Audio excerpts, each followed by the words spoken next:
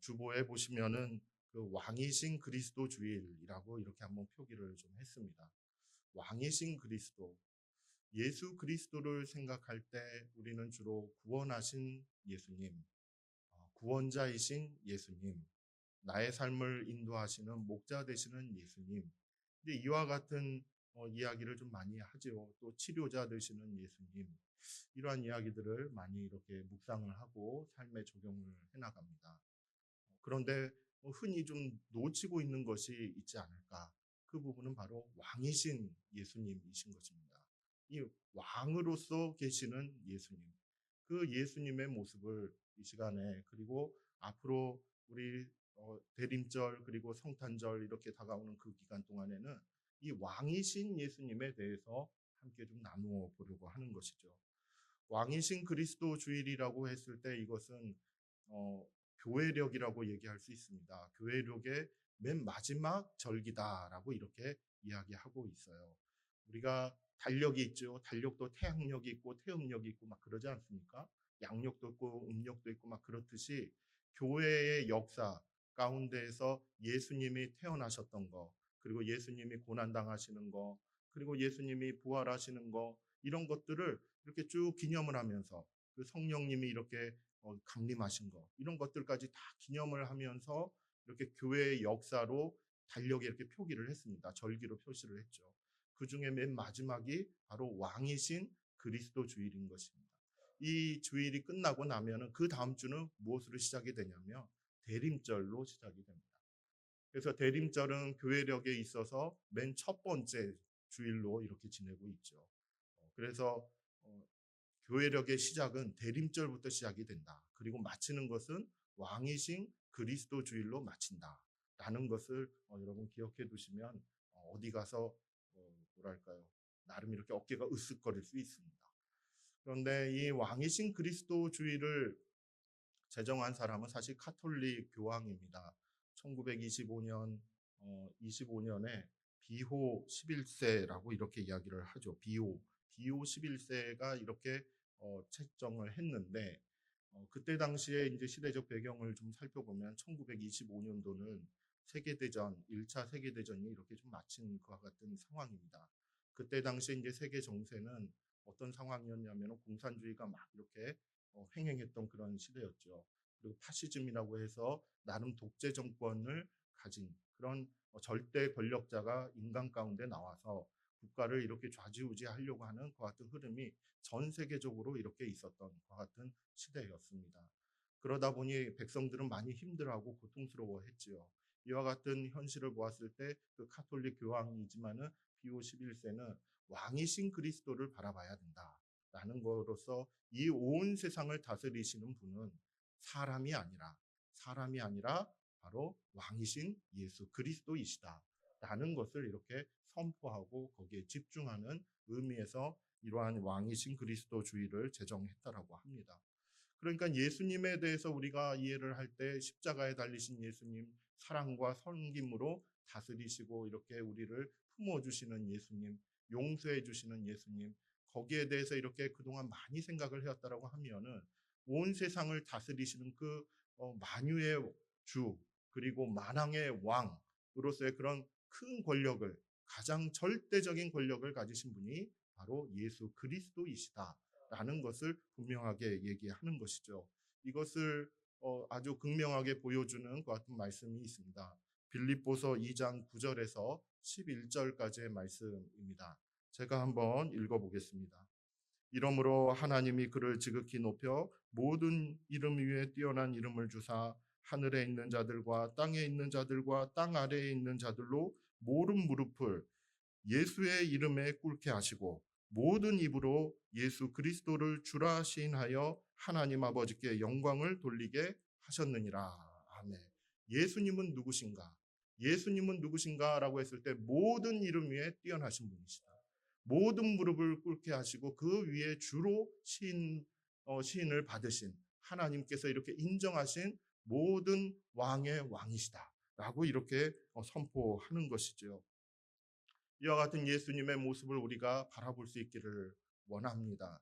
특별히 이번을 시작을 해서 대림절, 성탄절을 이렇게 지나면서 이 땅에 오시는 예수님이 아주 약하고 약한 아기로 오셨지만은 그분이 바로 만왕의 왕이 되시는 그와 같은 예수 그리스도이심을 우리가 한번 바라볼 수 있기를 바라는 것이죠.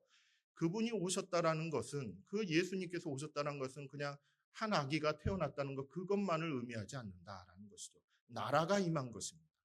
왕으로서 임하셨기 때문에 그리스도의 나라가 임한 것이나 다름없는 것이죠.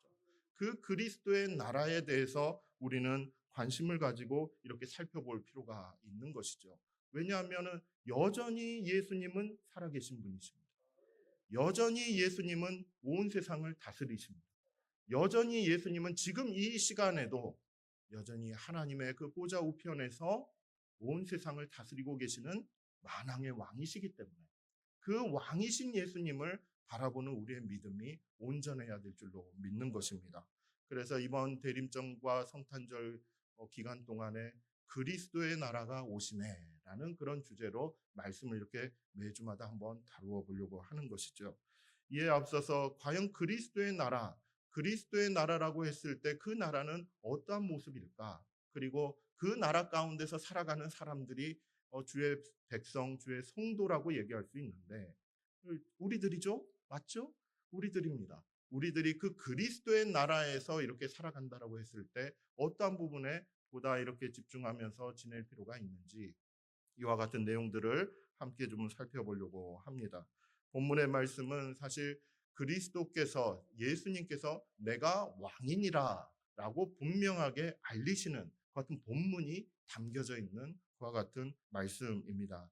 그래서 이 말씀을 통해 그리스도의 나라는 과연 어떤 나라인가라는 것을 한 두어 가지로 이렇게 정리할 수가 있는데, 하나는 무엇인가? 바로 예수님께서 왕이신 나라, 왕으로서 다스리시는 나라가 바로 그리스도의 나라다라고 이렇게 얘기하는 것이죠. 여러분 37절 말씀을 보면은 이런 표현이 있습니다. 빌라도가 이르되 그러면 내가 왕이 아니냐? 예수께서 대답하시되 내 말과 같이 내가 왕이니라. 내가 왕이니라. 예수 그리스도께서 이렇게 선포하시는 것이죠. 사실 이 말씀을 하시는 그 상황을 좀 이렇게 들여다보면은 빌라도가 있는 그 관정에 빌라도와 예수님이 이렇게 서 있습니다. 거기서 대화가 오고 가고 있는 것이죠. 예수님께서 이 빌라도 관정까지 이렇게 오시게 된 계기는 아마 잘 아실 것입니다. 유대인들 그리고 산헤드린 공의회 대제사장들 이런 사람들이 예수님을 고발했죠. 신성 모독죄로 그렇게 막 고발을 했습니다. 그래서 이 사람을 죽여야 될 것 같은데, 이 예수라는 사람을 죽여야 할 것 같은데 본인들은 사람을 죽일 권한이 없다라는 거예요. 없기 때문에 결국 이 빌라도 총독에게 그와 같은 권한을 달라라고 요청하기 위해서 이 예수라는 사람을 붙들고 빌라도 앞으로 간 것이죠. 가서 이제 고발을 하는 것입니다. 유대인의 그런 말씀에 따르면, 율법에 따르면 이 사람은 극악무도한 그 같은 죄를 지었습니다. 이 사람을 사형시켜야 합니다. 라고 이렇게 고발을 한 것이죠. 이 이야기를 빌라도가 들었을 때 이제 딱 보니까 예수 그리스도를 봤어요. 봤는데 그냥 남루한 옷차림에 별 볼 일 없는 것 같은 한 청년이거든요. 그런데 사람들이 이렇게 고발할 때는 이 사람이 유대인의 왕이라고 자기를 그렇게 지칭했습니다. 로마에 반역할 사람입니다. 라고 이렇게 고발을 했기 때문에 정말로 그러한가 하고 따져 물어보는 것이죠. 알아보는 것입니다. 그래서 질문을 한 거예요. 내가 유대인의 왕이냐? 라고 이렇게 질문한 거예요. 그 내용이 33절에 나와 있습니다. 예수를 불러 이르되 내가 유대인의 왕이냐? 라고 이렇게 질문했을 때 예수님께서 대답하신 것이 정말로 눈에 띄는 부분이 하나 있습니다. 여러분 34절 말씀을 한번 보십시오. 34절을 한번 보시면은 우리 한번 같이 읽어보겠습니다. 시작. 예수께서 대답하시되 스스로 하는 말이냐? 다른 사람들이 나에 대하여 내게 한 말이냐? 이렇게 질문을 하시는 거예요. 내가 스스로 하는 말이냐? 스스로 그렇게 생각해서 유대인의 왕인지 아닌지 알고 싶은 것이냐? 아니면 다른 사람들이 너에게 나를 소개할 때 이렇게 유대인의 왕이라고 소개했기 때문에 그냥 그것을 알아보려고 이렇게 물어보는 것이냐? 라고 질문하시는 거예요. 예수님께서 궁금해 하시는 부분이 여기에 나타나 있습니다. 빌라도 너의 생각은 어떠하냐? 빌라도가 유대인의 왕이냐라고 이렇게 질문하는 것은 대제사장들이 고발했던 거, 그리고 유대인들이 와서 고발했던 거, 이것을 듣고 저 사람이 정말 유대인의 왕이라고 저렇게 얘기를 하는 것인가? 로마에 반역하는 사람인가? 그것을 그냥 알고 싶었던 것이에요. 유대인의 왕인지 아닌지에 대해서는, 진짜 그러한지 아닌지에 대해서는 잘 모르는 것이죠. 관심이 없습니다. 다만 로마에 반역해서 내 그런 총독의 지위를 위태롭게 할 만한 그런 인물인지를 알고 싶은 것뿐이에요. 근데 예수님의 관심사는 뭐냐면은, 빌라도 너의 생각은 어떠하냐라는 거예요. 너가 보기에는 예수를, 그러니까 나를 어떻게 보고 있느냐? 다른 사람이 말해서 그냥 그렇게 생각하는 것이냐, 아니면 너가 정말로 고민하고 생각해서 이렇게 나한테 질문을 하는 것이냐, 이것을 물어보는 것입니다. 여러분, 예수님께서는요, 관심이 있는 것이 무엇이냐면 바로 그 당사자의 생각인 것입니다. 어디서 이런 말 저런 말 듣고 난 다음에 그거에 대해서 그냥 궁금증이 있어서 그냥 물어보는 그와 같은 질문이 아니라, 예수님에 대해서는 예수님께 관심을 가지고 질문하는 것을 원하시는 것이지요. 여러분, 이것이 우리에게 알려주는 것이 있습니다. 신앙생활을 해나갈 때 예수님께 관심을 두어야 한다는 것입니다.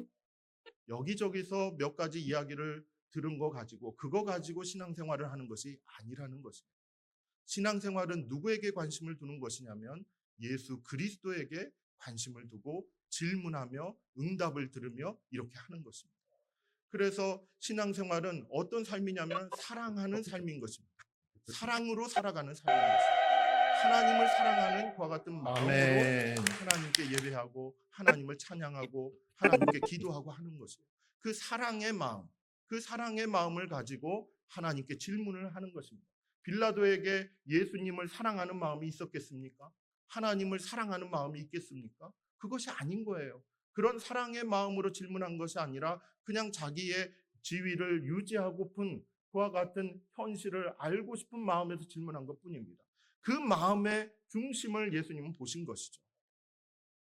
여러분, 우리가 하나님 앞에 나와서 예배드리고, 그리고 기도하고 구하고 때로는 말씀을 듣고 거기에서 뭔가 하나님의 뜻을 찾고 하는 내 마음의 중심이 지금 어디에 있는지를 한번 보시기 바랍니다.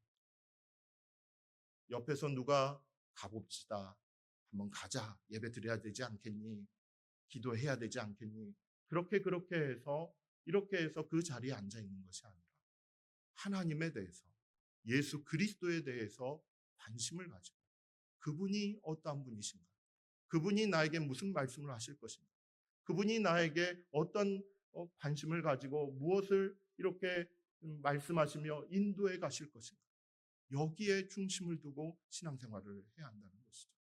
여러분, 종교적으로 살아가는 사람들이 있습니다. 종교적으로 기독교 신앙을 가지고 살아가는 사람들이 있죠. 여러분, 종교적으로 살아간다는 것의 그 중심은 누구에게 있냐면 자기 자신에게 있는 것입니다. 내 자신이 일단은 이마만큼 잘해야 되는 것이죠. 이거 보시고 하나님께서 응답해 주시고, 내가 이마만큼 쌓아가면은 헌금도 이만큼 하고 예배도 이마만큼 하고 기도도 매일매일 이마만큼 하고 하면은 그 노력을 보시고 하나님의 있다 하면서 주시는 그와 같은 신앙생활이 아닌 것입니다. 단 한마디를 하여도 그 마음의 진심을 가지고, 그 마음의 사랑을 가지고, 그 마음의 중심을 가지고 하나님 앞에 단 한마디를 아른다 할지라도 그 진심을 가지고 드리는 것, 그 마음을 하나님은 기뻐하시는 것이죠. 여러분, 우리의 중심이 어디에 있는지를 보시기를 바랍니다.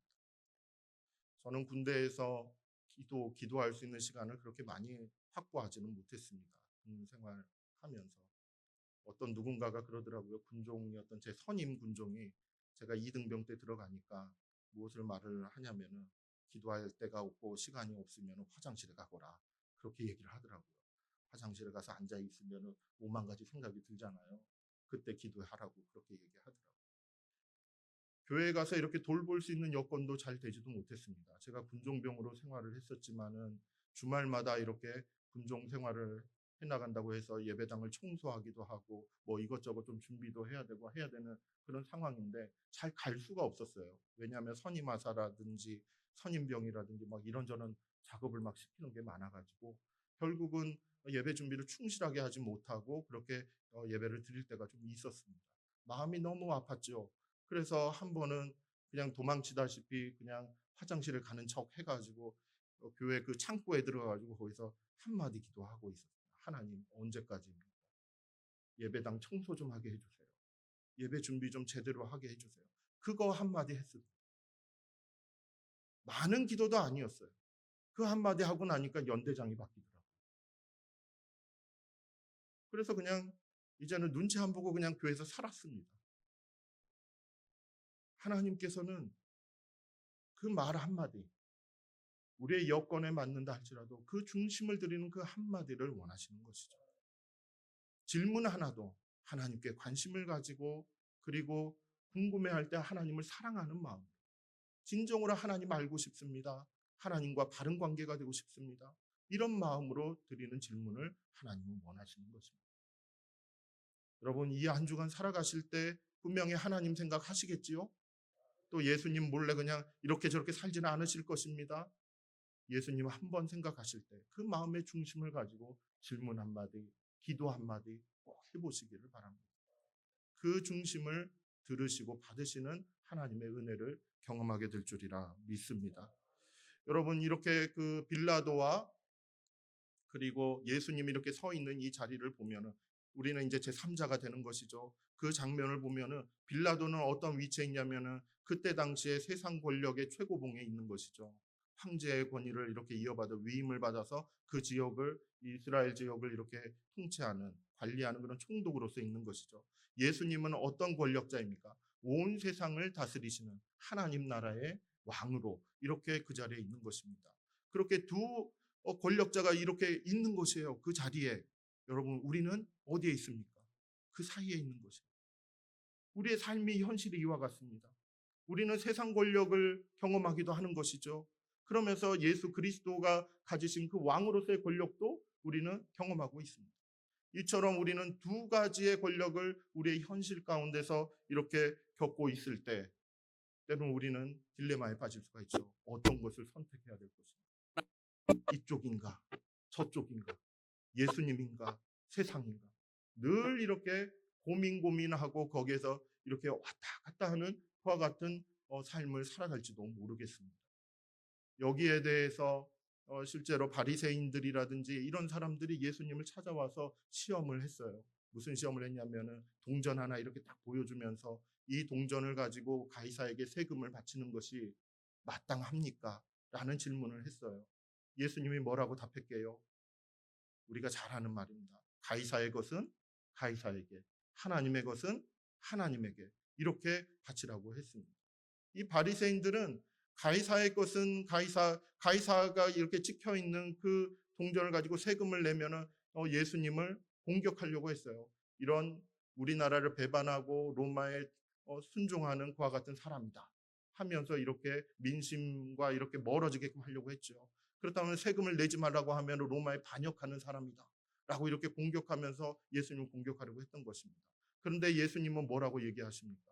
가이사의 것은 가이사에게, 하나님의 것은 하나님에게 드리라고 하는 것이죠. 세상에서 이렇게 추구하는 것 같은 어떤 제도적인 것들, 그리고 그들의 권력에 의한 것들, 무엇인가를 따를 수 있는 것들은 따라갈 필요가 있다라는 것입니다. 하지만은 정작 하나님의 것이라고 얘기되는 것, 하나님이 기뻐하시고 하나님이 원하시는 그 뜻을 추종하는 데 있어서는 이것이 우선되는 것이다, 이것이 먼저인 것이다 라고 분명하게 알려주시는 것이죠. 마치 빌라도와 그리고 예수님이 내 앞에 있었을 때 나는 누구를 선택해야 되는가?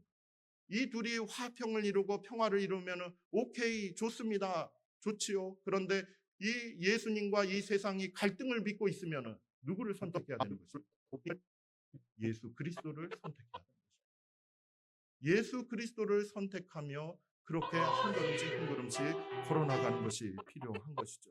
왜냐하면 예수님이 왕이시기 때문에, 온 세상을 다스리시는 왕이시기 때문에, 더 크신 왕이시기 때문에 이 세상이 예수 그리스도의 말씀에 반하여서 그렇게 세상이 흘러나가는 거기에 대해 우리는 예수 그리스도를 선택하며 걸어가야 하는 것을 깨닫게 되는 것이죠. 예수님께서는 당신이 이렇게 다스리시는 그 그리스도의 나라, 자신의 나라에 대해서 어떻게 이해를 하고 계셨을까요?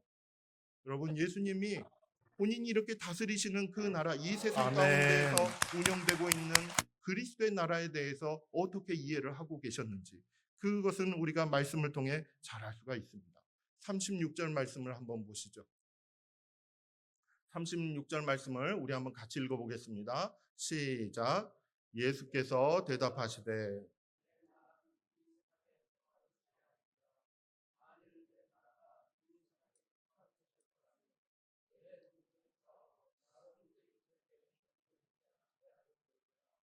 이제 내 나라는 여기에 속한 것이 아니니라. 아멘.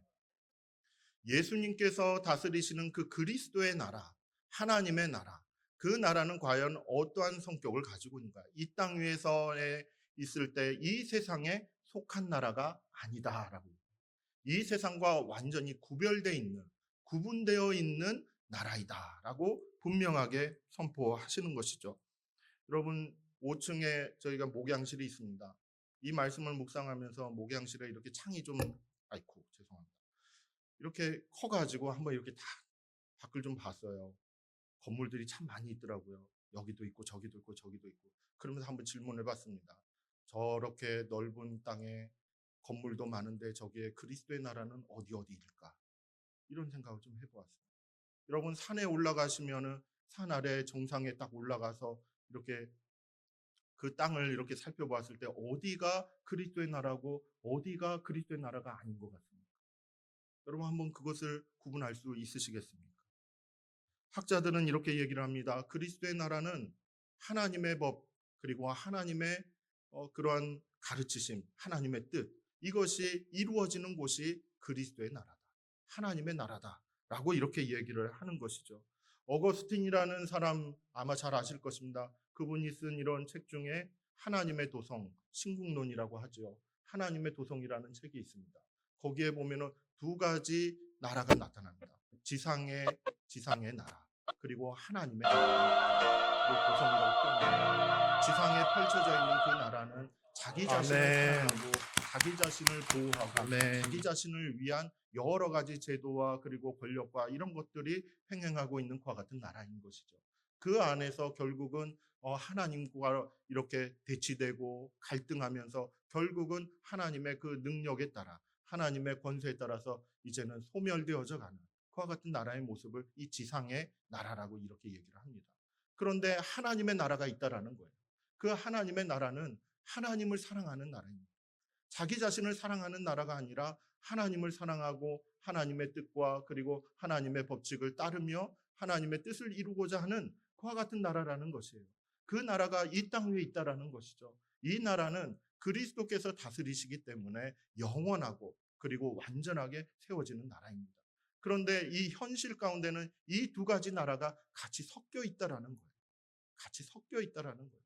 그런데 이 나라가 완전하게 분리가 되는 그 시절이 오는데 그때가 바로 예수님께서 다시 오시는 그날인 것입니다. 예수님께서 다시 오시는 그날에 이 지상의 나라와 그리고 하나님의 나라가 분리된다. 완벽하게 분리된다라고 이야기하는 것이죠. 지금은 우리의 삶은 이 지상에서 자기를 사랑하는 사람들과 늘 갈등하면서 살기도 하는 것이죠. 하지만은 하나님의 나라 안에서 하나님의 뜻을 따라서 살아가고자 하는 그와 같은 세상이 있다라는 것, 그와 같은 나라가 있다라는 것을 여러분 꼭 기억하시기를 바랍니다. 예수님께서는 이 땅을 바라보실 때 내 나라는 이 세상에 속해 있지 않다. 그렇다면 어디에 속해 있다라는 것입니다. 어디에 속해 있다라는 것입니다. 그것은 바로 진리가 선포되는 곳입니다.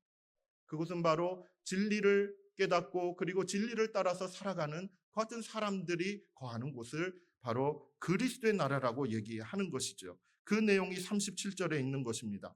37절 말씀을 보면 이런 표현이 있습니다. 내 말과 같이 내가 왕이니라. 내가 이를 위하여 태어났으며 이를 위하여 세상에 왔나니 곧 진리에 대하여 증언하려 함이니라. 예수님께서 이 땅에 오신 이유가 분명하게 나타나 있어요. 진리를 증언하러 오셨다. 진리를 증언하러 오셨다. 이 땅에서 예수님께서 하시는 일이 무엇인가? 진리를 증언하는 일인 것입니다. 진리를 깨닫게 하시는 일이고 그리고 진리를 전하게 하시는 일이고 그리고 그 진리 안에서 살아가는 사람들과 함께 하나님의 나라를 이루어가는 그와 같은 일들을 하신다라는 것이죠. 그것이 예수님 다시 오시는 그날의 모든 이 세상 권세들을 다 물리치시고 영원하고 완벽한 하나님의 나라를 완성시켜 가신다라고 말씀에서 약속하고 있는 것입니다. 여러분, 이와 같은 내용을 볼 때 그리스도의 나라는 물리적으로 영토를 가지고 사람을 이렇게 조직을 세워서 하는 그와 같은 물리적인 나라가 아닌 것을 알게 됩니다. 진리를 기반으로 해서 세워지는 그 진리를 따르는 사람들이 이렇게 살아가는 나라인 것이죠. 그래서 그리스도의 나라는 바로 물리적인 영토가 아니라 바로 사람의 마음을 진리로 채우는 그와 같은 나라임을 깨닫게 되는 것입니다. 여러분, 사도 요한이 요한계시록을 썼지요. 그 요한계시록에 보면은 예수님께서 세상을 다스리시고 왕으로서 이렇게 임재하실 때 나라를 삼으시는 대상이 있습니다. 나라를 세우시고 나라를 운영하시는 그와 같은 이야기가 간략하게 나오고 있는데 그 대상이 분명하게 표현되어 있죠. 요한계시록 1장 6절 말씀 한번 보시죠. 이것은 세 번역으로 이렇게 번역된 내용입니다. 우리 한번 같이 읽어보겠습니다. 시작. 예수 그리스도께서 우리로 하여금 나라가 되게 하시어 자기 아버지의 하나님을 섬기는 제사장으로 삼아 주셨습니다. 그에게 영광과 권세가 영원 무궁하도록 있기를 빕니다. 아멘. 여기 이 표현을 보시면은 우리로 하여금 나라가 되게 하시어라고 했습니다. 우리로 하여금 나라가 되게 하셨다. 즉 진리를 가르치시고 그리고 진리를 깨닫게 하심으로 인해서 우리로 하여금 그리스도께서 다스리시는 나라가 되게 하셨다라는 것입니다. 그리고 그 나라에서 이렇게 살아가면서 우리 스스로가 살아가면서 제사장의 역할을 하는 것이죠.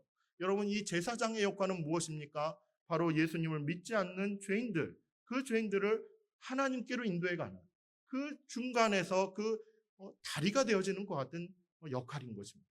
그래서 우리로 하여금 예수님께서는 진리를 알려주시고 그 안에서 나라가 되게 하시고 제사장의 그런 역할들을 맡겨주신 것을 우리가 깨닫게 되는 것이죠.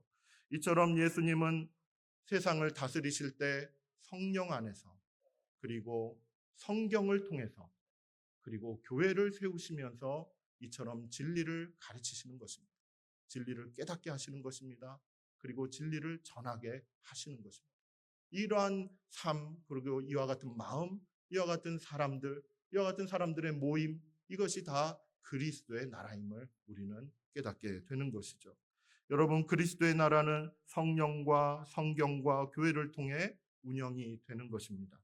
이것이 현실 속에서는 실제로 세상적인 어떤 이해와 권력 관계 안에서 때로는 부딪힐 수도 있는 것이죠.